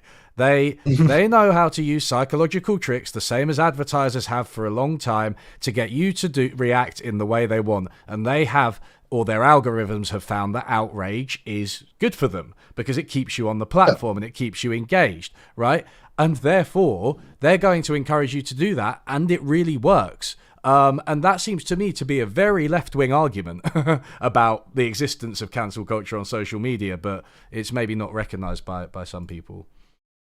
absolutely. Yeah, I think that's exactly right. And I will also say that sometimes people who really insist there's no such thing as cancel culture are uh, a little inconsistent in this in ways that I think maybe betray not being totally confident in their position or being of two minds. So, for example, you'll see people kind of insisting out of one side of their mouth that canceling is just criticism, that the only people who talk about cancel culture are wealthy and powerful celebrities who don't, who just can't stand a little bit of criticism, and that really it doesn't hurt anybody, nobody's really canceled. And out of the other side of their mouth, they will say that this is actually like a really important tool for like justice for oppressed people. It's accountability, it's consequences. And of course, look, criticism isn't accountability or consequences, right? That's not a punishment to just be criticized, right? I mean, it's a, surely people must, like there has to be some kind of psychological harm or something in order for the accountability and consequences talk to make any sense. And I think that actually that on that and I think that there's also a sort of funny bait and switch where if somebody you if somebody you like is being canceled, then suddenly you do think cancel culture is real, but now it's called targeted harassment, and so yeah, that like they're being, because there's some giant pile on where people are screaming at them and trying to get them fired over nonsense, that like now you can see that that's a real problem and you apply this other name to it, but if it's happening to somebody you don't care about, then it's not. And I think that actually, so there are two issues here, and I want to be a little bit careful about separating them. One is sort of what the left does, and how I think maybe sort of left participation in some of these broader trends, or the sort of particular versions that play out in the left could be bad and counterproductive, which is like where I'm very focused in most of the book. But then there's another question. I wrote an article about Jacobin for this around the time the book came out, called "We Can't Cancel Our Way to a Better World," where I make partially the point you just made and say, look, if anything is a broader issue, rather than just kind of being in denial that there's a problem here, that like whatever label you use to apply it to, that there's something bad that's being gestured at when people use this label. I think it'd be better for the left to sort of claim it as an issue, to say, look, unlike right wingers who might bring it up just to sort of score culture war points, but don't really have a plausible analysis of where it comes from, and they certainly don't have anything like a solution. We can offer, at least to some extent, both of those things. That we can say, look, um, cancel culture, or whatever you want to call it, is a result in many ways of the kind of neoliberal hellscape that we live in. That both in the sense that people are very atomized and alienated, and all too often feel the most sense of connection to other people online, and also in the sense that there are all of these profit-driven, terrible incentives built into the social media platforms, like you're talking about. An analogy I often think about is the Ron Ronson. I'm always worried I'm getting that guy's mid name mixed up, because whether it's that or the other way around. But the it's he wrote this book called "So You've Been Publicly Shamed," where he has this nice analogy about these like traffic signs that I forget what they're called, but the like the rather than the traditional speed limit sign that just has the number on it of the speed that you're supposed to not drive faster than, it'll have that, and then next to it it'll show you the speed that you're going. And in principle, it doesn't seem like these should actually help because it doesn't give the driver any information they don't already have. That like an old low tech sign will tell you what the speed limit is, and every car ever already has a speedometer in it that tells you how fast you're going, right? So there's no new information there, but just that sort of immediate feedback loop, that sort of like a tiny immediate psychological incentive of like watching the two numbers side by side and watching the one come into alignment with the other. Studies do seem to show these are actually pretty effective, and they actually do reduce speeding and accidents, which in that case is great, right? But then I think that the kind of immediate feedback loop of incentives in that are built into how the social media platforms work is terrible because you know if you know you get that just you know immediate endorphin kick of like likes and retweets and all of that stuff, and in a way where it's very tempting to just you know to like it really disincentivizes like slowing down and seeing whether the person you're denouncing or leading other people to have outrage against actually did anything all that bad, because it's you know you get this kind of immediate reward for jumping to conclusions and sort of throwing the first stone of outrage in ways that other people will follow. And so even when oftentimes, like I think in that Jacobin article I mentioned, Wendell Potter, I believe is his name, who is a former health insurance executive and lobbyist who had a, you know, many years ago had a come to Jesus moment about what he was doing with his life and has since devoted himself to campaigning for single payer healthcare. And he you know posted the kind of thing that Wendell Potter, if you follow him on Twitter, posts all the time, which is the fact that it was something like the fact that people don't understand, even in the middle of the pandemic, how much Medicare for All would help us really shows how effective the propaganda was that I spread when I was a health insurance executive. And this guy who, you know, there's no point to naming because, you know, I think he since deleted the tweet, but he's like I think he's like a Marvel Comics writer or something, kind of mid-tier Twitter account, quote tweeted and said, "Oh my God, this blank actually blanking admitted it." And it got like 10,000 likes and retweets by the time enough people had told him who Wendell Potter was that he took it down. And literally, it would have taken him like 2 seconds to like click over to his name. But again, all of these processes really disincentivize that. And last thing I'd say about this, also, I would point out that one reason why I think the left could actually effectively claim this issue potentially is that we actually have a program that could at least, I'm not going to say it would make it go away, but it would at least like sand off some of the sharp edges of the problem. Because why is it like let's just America centric here for a moment, you know, why is it that certainly at least in the United States, um, like what's the sort of biggest like reason that you know being canceled online is worrying to people, is alarming, and you know why is it that doxing has so much terror? And it's not the only reason, but I mean one of the big reasons is that most people don't have any kind of security in their job, and they're worried that like they could be fired very easily. That you know even if your boss doesn't really care very much about whatever's going on, they could just decide that it's a better business decision to just cut you loose, and they have no meaningful protection against that. Whereas if you know if we did what the left wants and changed labor laws to make it easier to organize unions and harder to fire people, then you know that would at least the terror of that would be considerably reduced.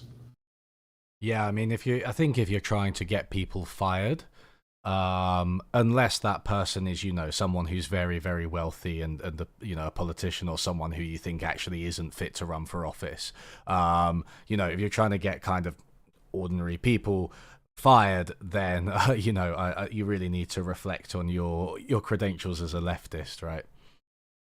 Yeah, no, yes. Yeah, so yeah, I mean, you sort of you paint this picture in the book of these leftists as people who see basically uncrossable lines absolutely everywhere. In economics, I think we'd call them lexicographic preferences, right? But it's like literally you just like there's some lines you won't cross, and that's true for everyone. Of course, there are lines you won't cross, you know, whether they're things that you've actually experienced or some hypothetical extreme situation. You may never murder somebody, for example, but you know, for some people on Twitter, they seem to see these uncrossable lines in like whether they you know, it's an uncrossable line for them not to tweet about somebody else's transgression, which is just like Right. so much more such a more extreme position, right? Yeah. So in the in that chapter of the book, part of the context is that I'm talking about the basically about thinking about costs and benefits, and I do the logic nerd thing there, and talk about decision theory a little bit, and thinking about what are the most likely outcomes of what you're doing, and how good or bad those would be, and but then I sort of say at the end, like, look, don't get me wrong, you don't just have to be like a pure utilitarian to agree with what I'm saying. I'm not, in fact, one of those. You can think that there are lines of principle that, like, even if it would be advantageous to cross them, you still shouldn't cross. That's fine. I'm not disputing that. But I would say that if your moral or political map is just full of those uncrossable lines, you probably need a better map. Yeah, absolutely. Yeah, I completely agree with that. And yeah, it goes back to just, I think for some people it just is politics, right? And that's just policing those boundaries on Twitter or you know, online, or you know, occasionally in real life, right? You do give the example of the famous DSA convention, right, where there was a you know, I mean, it was a small part. You say this, it was a small part of the overall convention, but there was this exchange which I think was sufficient to make most people, even if they were, you know, out and out Yeah. socialists and woke, you know, self-professed woke people and stuff, cringe quite a lot, because there were just all these obscenely strong boundaries about what you were and weren't allowed to do, and it seemed like people were just trying to one up with each other with like how ridiculous and unrealistic they could get. Yeah, and I mean, this is a place where I'm just gonna. I mean, I guess people can go out and, as the conspiracy theorists say, do your own research about whether what I'm saying here is true. But I am just going to make an assertion of fact here and say that I think there's a certain kind of lefty who I'll see online who like to tell each other that none of this is a problem. That like it's only like, in fact, it's only like, I don't know, a PMC journalist or somebody who actually are who actually care about leftists being ridiculous in these ways, and it doesn't bother anybody else. And I think that's just exactly wrong. I think I certainly have never had a conversation with somebody who's not fully in our political bubble, who has looked at those clips and not been like, oh my God, these are some very unpleasant, crazy people who I don't want to spend any time around. That is any normal person's reaction to that. And when I say normal, what I mean by normal is just like not somebody who's fully committed to all the things that we're committed to, and thinks about politics all day every day, right? Like I think that anybody who's a normal person in that sense is going to take one look at that and think some very dismissive thoughts about the people that they're seeing. And what bothers me about this, beyond the fact that it's just an own goal, it's unnecessary, right? You don't actually need to alienate people by doing this, because none of this matters very much. It's not worth it. Is that it's like, okay, this would even be bad enough if it was like, I don't know, James O'Keefe or somebody went in there with hidden cameras to capture this footage. But DSA was streaming this conference, and everybody there presumably knew that, and they're still acting this way, which makes me think that it's not even really occurring to certain people. And again, I don't want to paint with too broad a brush here, but like enough people for those to be produced that that it would be a problem. Like, is this really the face that you want to show to like anybody in the world who happens to tune in to watch this?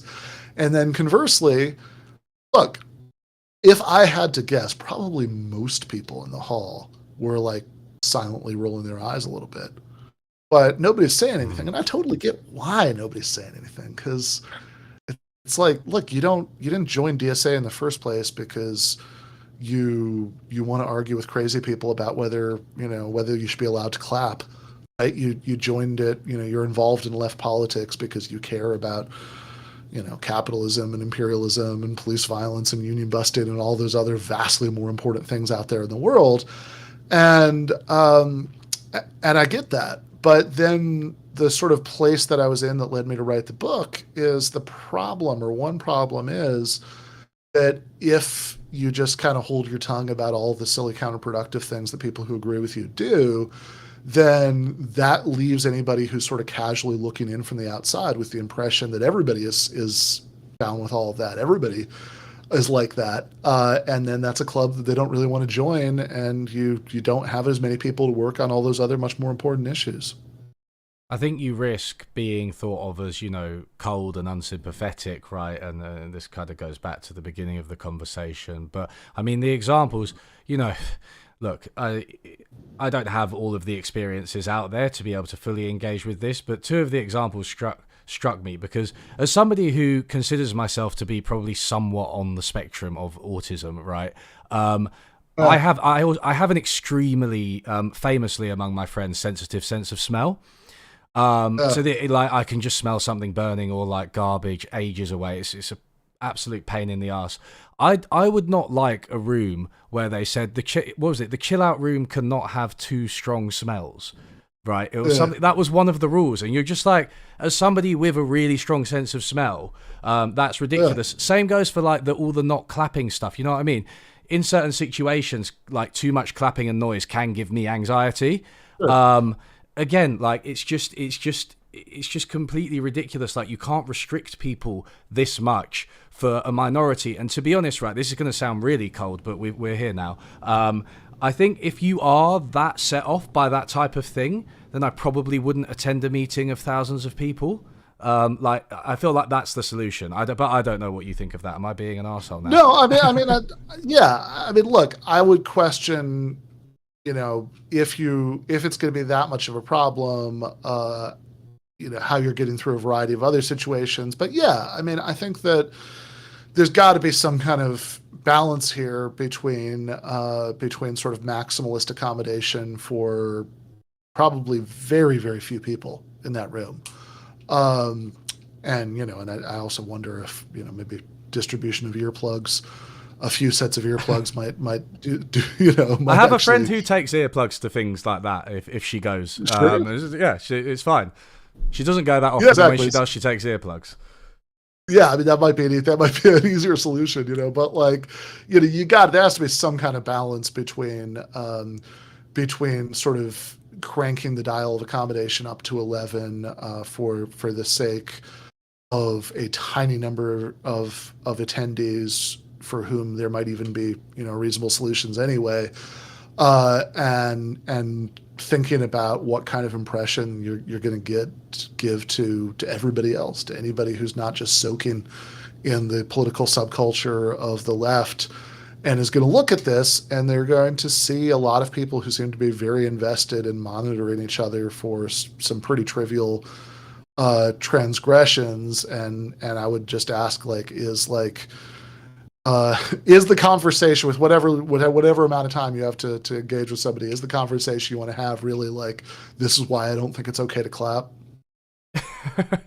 Yeah. Versus climate change, for instance. So Ben, I'm aware we were scheduled to finish at 6. We started a bit late, but I don't know what your schedule is. I mean, I've got a couple more things I'd like to speak about, but if you've got to go, you're okay. Yeah, I'm happy to go for a few more minutes. Yeah, cool. A few more minutes, is that to be interpreted literally? I mean, I don't. Yeah. I am happy to go until it's Okay. actually been 2 hours. Let's Yeah, say yeah, yeah, yeah. That's that. we did start late, which Yeah. which is entirely my fault. I was up against a deadline and not succeeding very well and finish it when I thought I was going to finish it. No, no, it's completely fine. But at the same time, I don't want you to feel obliged to like No, no, ruin the no. rest of your We're day good. by We're good. overdoing this. Okay, so let's. So one of the things you do, and I feel like I've had this vague thought myself, but you actually articulate it properly. Is you draw an analogy between this behaviour, the cancel culture behaviour, and corporate human resources departments, which I think is apt and Mhm. also quite funny. Yeah, I mean, I think this, I said earlier that I don't think there's one cause to all this stuff, and I do think that there is an element of what's going on here that, you know, certainly as the stuff plays out in the left, that has to do with the fact that, a lot of people come out of, what we'd sort of roughly think of as like the professional managerial kind of layer of society, oftentimes in a downwardly mobile way in one way or another.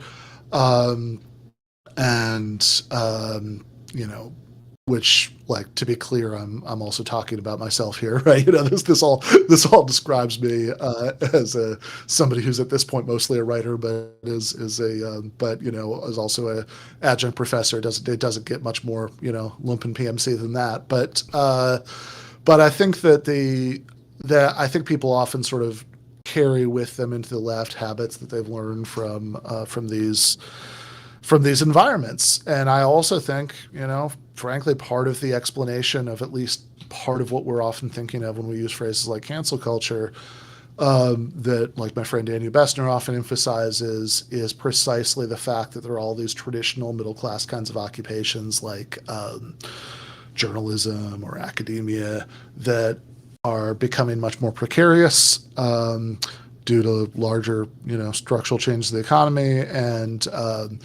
and oftentimes the sort of ladders of career success there are becoming fewer, and people fight each other more bitterly for access to those ladders, and to kind of claw each other off of them, and oftentimes there's a certain kind of social justice stuff that I think, if we're being real about this, is a very effective tool to use in those kinds of power struggles. And I think that this is, there is this kind of thing that I do think of as like kind of a human resources department liberalism, where you're very concerned with making sure that everybody's using exactly the right language and exactly the right social codes, and isn't sort of engaged in infractions of some subtle and poorly defined rules. That does, yeah. I mean, I think the sort of initial gentle phase of this stuff, the calling in, often does feel uncomfortably like a visit from the human resources department, which is also probably not the best, probably not the best thing to feel like if you're interested in, if your long-term goal is to build a mass movement of working class people. Do you follow the YouTube channel Carefree Wondering at all? Uh, Carefree he's wandering. a fellow philosophy professor. I think he's Dutch. Sorry if I've got that wrong. But he has kind of strawberry blonde hair, and he does a lot of stuff on wokeness. And he's a pretty left-wing guy, but I think it's interesting your analogy between corporate HR and cancel culture, because what he says is, look, all of the things that someone like Jordan Peterson is objecting to, you can understand them on their own terms and in the terms we've discussed as a problem that's on the left, and there's cancel culture or whatever.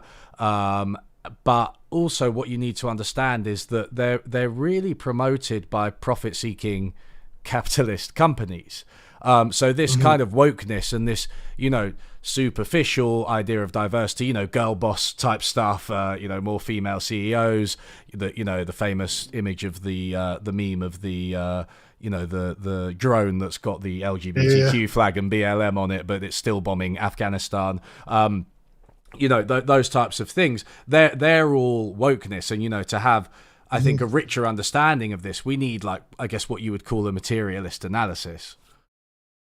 Yeah, I think that's correct. I think that oftentimes, maybe even to sharpen the point, and I should say, I would make a distinction between what we often think of as wokeness, as a sort of very performative cultural phenomenon, with underlying social policy issues, which is a distinction that I think is often not made when talking about this, and it's easy for people to sort of get it twisted what's being talked about, because look, I mean, I have like uninterestingly sort of standard cookie cutter progressive views about all the social policy issues, but I do think that this kind of performative cultural wokeness is not just sort of what a lot of people on the left, I think, would say, which is like, okay, sure, it's like maybe misused by corporate America, or it's being appropriated in some bad way by corporate America, or by like the CIA. People may remember that I don't know, a few months ago, last year, I don't remember exactly, time is a flat circle, but there was, not that long ago, the CIA actually put out an ad in which a CIA employee was using a bunch of buzzwords to sort of emphasize what a great workplace it was, and they said as a, what did they call themselves, like a cisgender millennial. I'm a cisgender millennial with generalized anxiety disorder.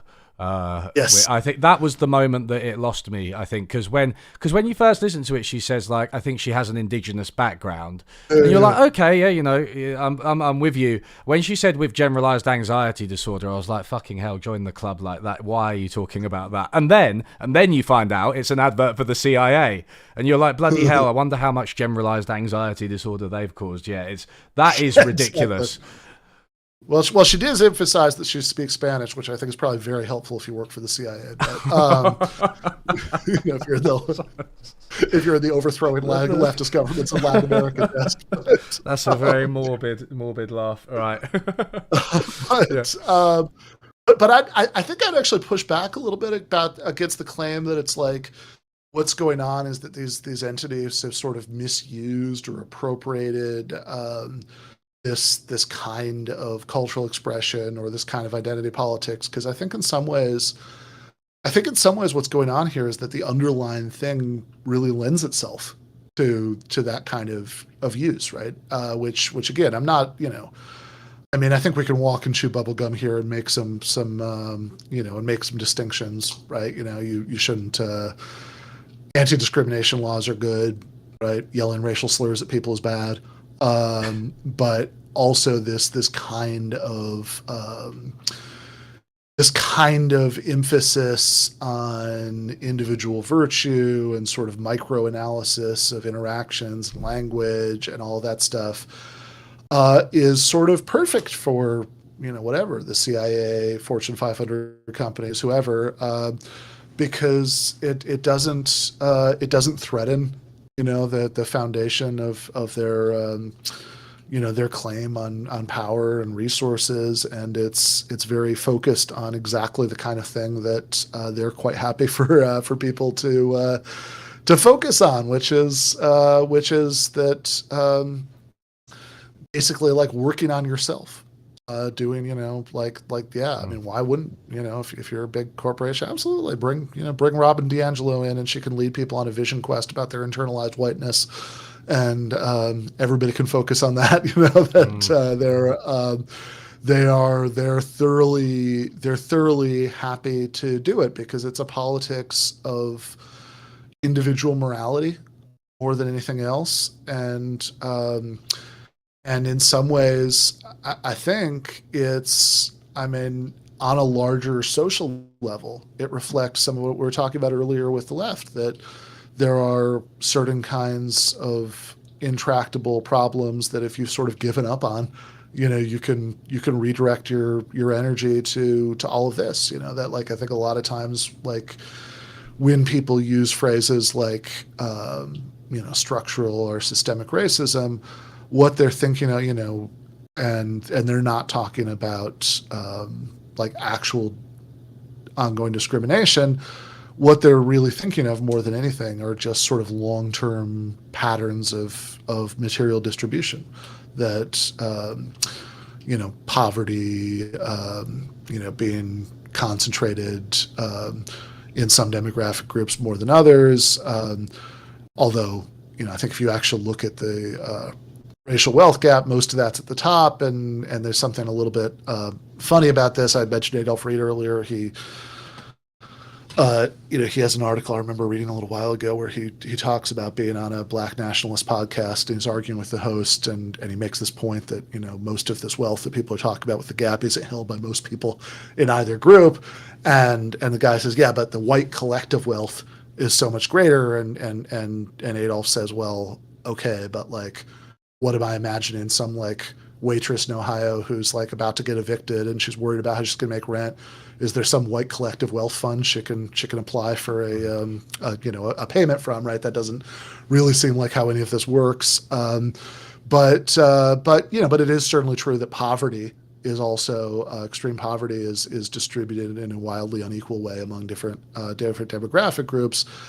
And of course, that what that means is that all the stuff that rides along with poverty, all of the social ills that ride along with it, all of the clunky, heavy-handed responses to social ills in terms of policing and incarceration that go with it, ride along with that.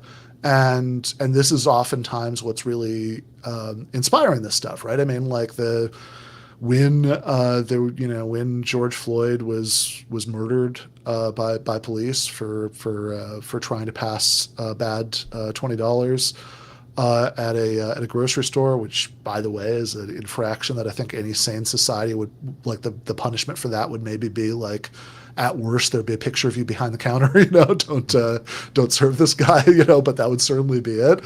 But when he was murdered for that, and there was correctly widespread outrage about this, and a sort of national wave of unrest about it, that ended up being wonderful for the careers of the Robin DiAngelos of the world, because so much of the energy about that got redirected to that. And it's the sort of, it seems like a large scale version of the same issue we're talking about on the left, which is that you can't, if you're like actually doing anything about the way policing works in America is really hard politically. Certainly doing anything about the underlying distribution of wealth is really hard politically, but getting a name changed on like a street sign is really easy. Getting a Fortune 500 company to use the phrase Black Lives Matter in something that does is really easy. Getting somebody fired is really easy. Getting diversity training going at a workplace is really easy. All of these things are incredibly easy, and I think sometimes, when you can't do the hard but more important things, it's tempting to sort of go looking for battles that you can win. Yeah, that's really well put. I just want to correct myself and say that Carefree Wondering, aka Hans Georg Müller, is German. He's not Dutch, so I'm sorry about that. But well, yeah, I mean, do better. Yeah. He talks about this idea of like, building up a profile and how much of our society, and this chimes with social media as well, as about a profile. And sometimes you can find, which I think is what you were alluding to earlier in what you said about, how some of these characteristics, whether they're ethnic characteristics or generalized anxiety disorder, can become a part of this kind of profile, and it can all be quite superficial, even though there are obviously huge issues with these types of things that need to be addressed. Using them as putting them on your LinkedIn or whatever, something like that, is just a superficial and quite a capitalistic, individualistic exercise, right? So Ben, we've been chatting for 2 hours. It's been really enjoyable. I want to say, I confess, I was only able to read 2 out of 3 of your books. I didn't read the one about Christopher Hitchens in preparation for this, so I thought maybe I'd just give you an opportunity to plug it because it is your latest book, and also Sure. just tell us where we can find you. Certainly. Yeah, there is one other book, but that's like an academic book. Nobody reads that. That's the yes, the Christopher Hitchens book. It's called Christopher Hitchens: What He Got Right, How He Went Wrong, and Why He Still Matters. And it came out several months back at the about the 10-year anniversary of his death, and he's I wrote it because he's a figure that I've always found really interesting and compelling, even though I think he was like disastrously wrong about some really important things in the final years of his life, and I wanted to explore that. And Both, what was good about him, what was bad about him, what could maybe be learned from some of the really bad mistakes that he made at the end, when he was doing things like supporting the war in Iraq. And it's something that really grew out of some segments that I did on the Michael Brooks show, where we kind of look back at old clips of him and sort of appreciated some of what was originally good about that. So you can get that book and all of the other books at all the usual places that you buy books, Amazon or whatever. But certainly anybody who's in the United States can, and I wish I knew global equivalents to this, but at least anybody in the United States can get all these books from a place I would always sort of try to steer people to if I can, which is a worker-owned bookstore in Baltimore. You can order books from online called Red Emma's, like the name Emma. So that's redemmas.org. And Yeah, otherwise you can find me very regularly at Jacobin and somewhat less regularly at a few other places. Daily Beast is probably the second most regular, and I have a podcast YouTube show called Give Them an Argument, which airs on Monday and Thursday nights at 8 Eastern and lives forever afterwards on the internet. That's great. Thank you so much, Ben, for coming on. Yeah, thanks for having me. It was really fun. Yeah, it was really fun. See you. Okay, everybody. So that was really good. And do I need to remove that? Probably not. It's just my chat with Ben. I'm still fairly crap at like organizing the end and beginning of these things. I'm actually really bad at hellos and goodbyes in real life. It's one of my traits. I'm terrible at both of them for some reason. And I on the podcast I'm also really bad at them. So podcast/stream. Anyway, so thanks a lot. You were all arguing about fucking Stalin and the Soviet Union, and there is a chapter in Ben's second book, Cancelling Comedians While the World Burns, about tankies. This channel is anti-tanky, I want to be very clear. Mods, be aggressive. Like, I'd rather you block someone who doesn't deserve it than just like allow it to unfurl, because one person can very quickly destabilize an internet community. And yeah, it's the opposite of innocent until proven guilty. But this is a private channel and it's mine. So anyway, thank you very much. That was really really good chat. And I'll see you all soon. I'll see you all on Friday. I'm talking to Trevon Logan, who's an economist who's written a lot on race issues. So that should be really interesting. And now I am going to have dinner. Bye, everyone.